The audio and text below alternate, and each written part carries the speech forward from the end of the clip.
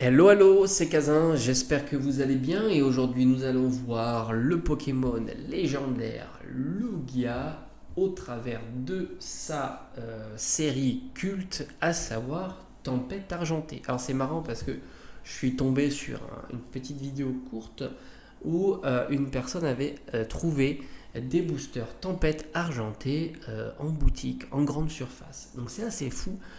Évidemment sous blister, donc ça c'est top, hein. Je pense que tu peux encore trouver tout un tas de séries type épée ou bouclier dans certaines zones plus désertées, on va dire, où le Pokémon n'a pas diffusé. Et ça fait partie un petit peu de la magie de la recherche quand tu tombes comme ça sur des petites pépites, et ça c'est vraiment top. Alors Lugia, alors là c'est le festival avec Lugia puisqu'il est décliné sous toutes les rareté. Alors, le scellé de Tempête Argentée sous forme de display a évolué évidemment, mais rassure-toi, à mon avis, on retrouvera du Tempête Argentée sous forme de... Alors, on pourrait voir des tripacks, hein, on l'a déjà vu par le passé, mais aussi des duopacks. Voilà, il y aura du recyclage. Ils aiment bien recycler Funblock, épée et bouclier. On n'a pas eu encore de Tempête Argentée, on les a eu toutes les autres, Astre Radieux, Origine perdue, Star étincelante, mais je pense que c'est dans cette continuité-là. Alors, Lugia décliné sur toutes les raretés, mais quand je dis toutes les raretés, c'est vraiment toutes les raretés, et ça c'est très appréciable. On le retrouve en simple V qui se situe... Alors la V est chère, hein, je vais te dire, pour une V, c'est très cher même. Une V en règle générale se situe entre 50 centimes, pour un Pokémon on va dire pas populaire. On l'a vu avec ma vidéo, je crois que j'ai fait, c'était Corédon. Et en Pokémon populaire, on est plutôt à 2-3 euros, peut-être 5. Mais là, on est plus haut encore que ça. On est entre 8 et 10 euros. Donc c'est assez cher pour une simple V, il faut le reconnaître. D'ailleurs, c'est assez cocasse, puisque la V, c'est la carte qui drop le plus souvent. On est souvent dans une série à 12-13% pour une V. Et la V-Star drop moins. Et bien là, la V-Star est moins chère que son homologue en V. Et la V-Star, elle, se situe aux alentours de 6 euros, qui est un prix plus standard, en tous les cas, sur un Pokémon populaire. Moi, j'ai envie de te dire, la V-Star, c'est plutôt standard, ce prix-là. Moi, j'aime bien les deux, mais c'est vrai que la V est très populaire de par son design et son illustrateur, il faut le reconnaître. Maintenant, la full art. Full art, magnifique. Franchement, les full art ne sont pas toujours réussis, mais celle-ci est de toute beauté. Mais en règle générale, c'est vrai que les cartes, les full art épée bouclier, il y en a certaines qui sont très très bien réussies. J'ai en tête le OO par exemple, que je trouve très sympa, mais pas que.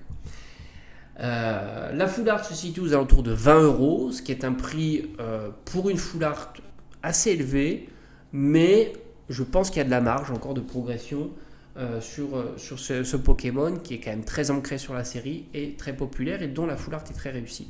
Mais c'est vrai que quand tu vois OO qui est à 8-10 euros, hein, quand tu vois certaines full art même à 5 euros, voire même moins, on en a déjà parlé, je trouve que oui, c'est une carte qui reste entre les deux. C'est un prix qui est pas faible, mais pas non plus exceptionnel.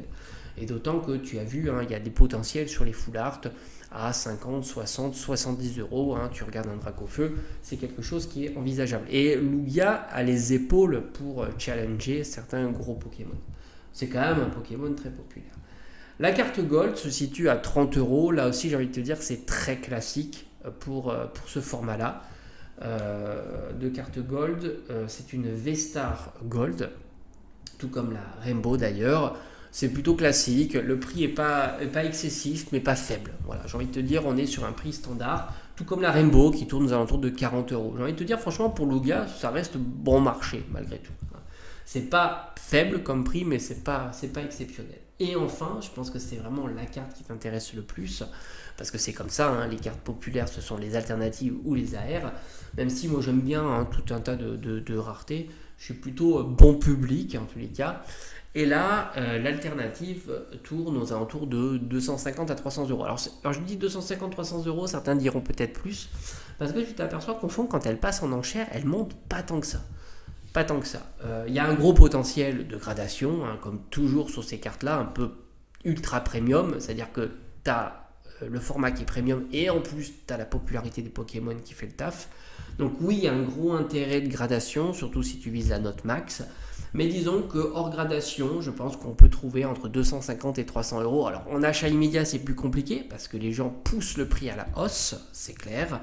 Mais hors achat immédiat, quand ça passe en enchère, ça monte pas si haut que ça parce que peut-être il y a une certaine réticence à mettre des prix aussi hauts sur des cartes. Au fond, tu ne vois pas en main propre et la notation fait le travail. C'est-à-dire que le moindre petit défaut que tu ne vois pas, qui n'est pas signalé, et quand bien même c'est du near mint, parce que near mint, ça peut être 8, tu vois, ça peut être 9.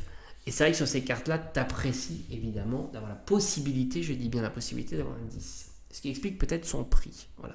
En tous les cas, ça fait plaisir de voir Lugia décliner sur toutes ses raretés. Tempête argentée est une série sympathique.